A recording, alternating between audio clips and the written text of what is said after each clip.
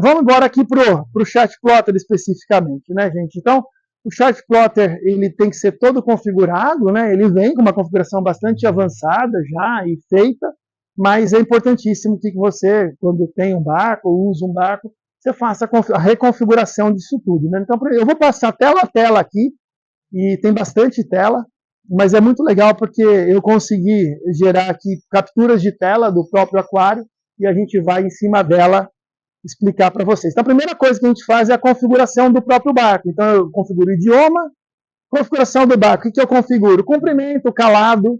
Eu coloquei 2,20 aqui, porque a gente está em dúvida aí do aquário, se é 1,80 ou 2,20, então a gente achou melhor deixar maior.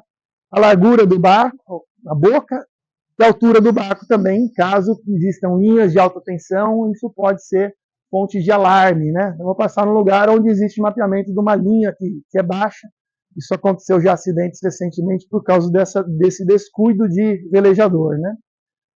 Tamanho do texto, aqui data e hora, formato da hora, é bom deixar sempre em 24 horas, fica mais fácil. Vamos falar sobre a configuração da Wheel Key, né? Então, essa Wheel Key é o seletor rotativo que existe fisicamente no Chartplotter, você pode configurar ele. Eu super recomendo que se deixe no modo tem diversas funções aqui para o pressionamento curto dessa Wheel Key. Você vai lá, essa é a posição que ela fica, né? Você vai lá e pode dizer o que vai ser esse pressionamento curto. Pode ser uma sinalização de homem ao mar, ir para, enfim, você configura da forma como você quiser, né? Se for uma travessia, é importante configurar para homem ao mar.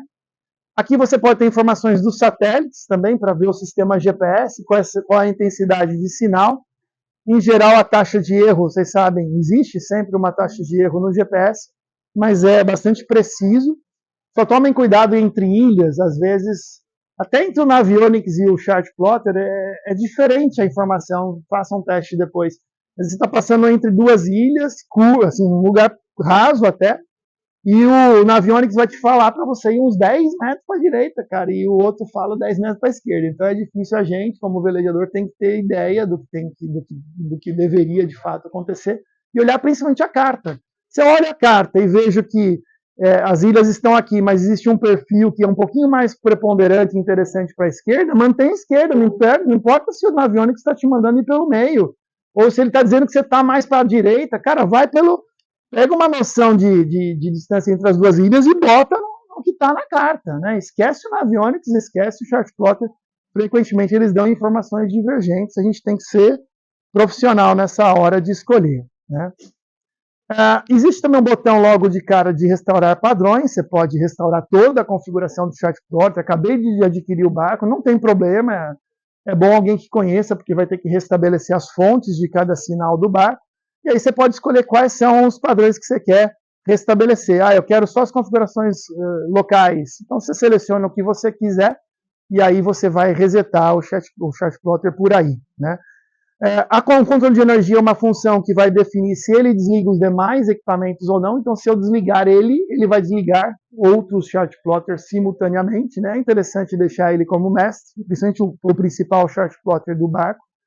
Na parte de avançado, você tem uma série de configurações. Então, passando aqui, você vai ter a parte de waypoints. Então, você pode dizer, não, eu quero permitir duplicar nomes de waypoints. Pronto. Configuração da tela de toque. Se eu quiser recalibrar a tela, tem aqui. Cor do texto no modo noturno, eu vou escolher qual é esse texto. Aqui, por exemplo, controla a exibição dos recursos de radar ou não. Se eu não tenho radar, eu posso tirar, e aí fica mais descomplicada essa interface do Chartplotter, né? A parte de radar, você pode também fazer algumas configurações específicas. Internet, é importante deixar clicado aqui para que o Chartplotter possa usar o access point do barco, né? Ou o ponto de acesso, o Starlink, ou o chip 4G que tem aí um modem Wi-Fi. Então é importante deixar o Chartplotter conectar, até para ele poder se atualizar também. Ele controla atualizações de software, de vários componentes, e com essas atualizações ele sempre fica melhor, obviamente, né? Também você pode, por exemplo, configurar, por exemplo, se o SOG, Ó, controla se o SOG é usado como velocidade do barco ao calcular o vento real. Então vamos lá, entrar aqui um pouco mais na parte prática, né? Então, o que é o SOG? É Speed Over Ground e diz respeito a uma velocidade resultante de tudo que está acontecendo. Eu tenho, em geral, uma velocidade que o barco mede na água, vamos dizer que ele vai para frente, em geral, como uma flecha vai para frente, essa velocidade na água é medida por um cataventozinho que existe no sensor no profundímetro, né? Além de pôr o profundímetro, ele mede a temperatura e mede a velocidade na água. Essa velocidade na água é um vetor, só que tem a correnteza, que soma. Então, quando eu somo a velocidade que eu meço como uma flecha, e ao mesmo tempo o meu meio ambiente, que é a água, está andando para a esquerda, um pouquinho para a esquerda, um pouquinho para frente, então eu tenho uma velocidade resultante que é o SOG. E aí o chartplotter fala, ó, você quer usar os meus cálculos de GPS para determinar a correnteza e de velocidade na água, ou você quer o resultado já que é o SOG, como velocidade do barco? Então, é uma opção que vocês têm para configurar. Pelo que a gente consultou técnicos aí, eles recomendam você usar o SOG, tá? Mas, para maior precisão, o certo é não usar o SOG, na minha opinião. Porque o SOG ele demora para ser determinado. Imagina que você fez uma mudança de rumo, até o GPS entender e recalcular, e também tem variações de posicionamento, você sabe que o GPS fica te variando, ele pode achar que o barco está mais rápido, depois está mais devagar, está mais rápido, está mais devagar. Tem um pouco de variação, porque é uma medida aproximada, o GPS. Ele não é um GPS que te calcula com 10% de erro, é um negócio aproximado. Então, em geral, usa-se o SOG como velocidade do barco, mas o melhor de tudo é ter todos os sensores funcionando e aí colocar a velocidade na água e correnteza estimada para poder compor uma coisa mais precisa, né? Eu virei e fiz um bordo, cara. Até o GPS descobrir que eu fiz o bordo, vai demorar. Ele vai precisar de 2 pontos distantes para dizer, olha, teve uma velocidade aí. Se eu faço o bordo como flecha, eu virei e já perdi 40% da minha velocidade, o sensor de velocidade na água já sabe imediatamente. Então é uma informação mais prontamente disponível e, portanto, é interessante. Mas se falhar, por exemplo, o sensor de velocidade na água falhou, aí se ele falhou, eu posso então usar o SOG e ele vai achar todo o deslocamento através desse valor, tá? Acontece também de falhar o sensor na água e eu não estar usando o SOG. E aí o que acontece? O barco simplesmente acha, que todo deslocamento é correnteza. Entenderam? Porque ele, como flecha, está parado. Então, se você está indo a 5 nós para frente, ele fala, o cara tem uma correnteza de 5 te empurrando, porque você está parado, sua velocidade na água é 0, e você está andando no SOG 5. Então, ele vai falar, sua correnteza aqui está bem alta, e ele vai indicar nessa setinha aqui um negócio bem alto. Como está aqui, por exemplo, 3,2 nós de correnteza não é muito razoável aqui na nossa região, 3 nós de correnteza, né?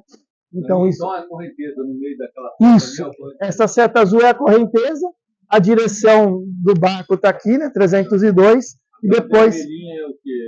Ah, não vamos falar detalhado. Isso daí a gente vai ficar expert. Vai falar bastante sobre isso, tá? Faz parte do espírito da FLIP esse tipo de convivência, de encontrar os cotistas, de compartilhar, criar amizade e tudo mais. Então, foi uma iniciativa do Borim. Ele falou, pô, então vamos dar uma clínica de instrumentos para o pessoal. A gente sabe que é uma informação que as pessoas pouco conhecem as possibilidades dos equipamentos eletrônicos. O Borim é um especialista nisso. Eu conheci bastante, começou a fazer uma regata, e ele foi a linha da largada no chartplotter, e a gente então cruzou a linha da largada assim, exatamente na hora que deu o sinal da largada da regata. A gente foi super bacana essa experiência.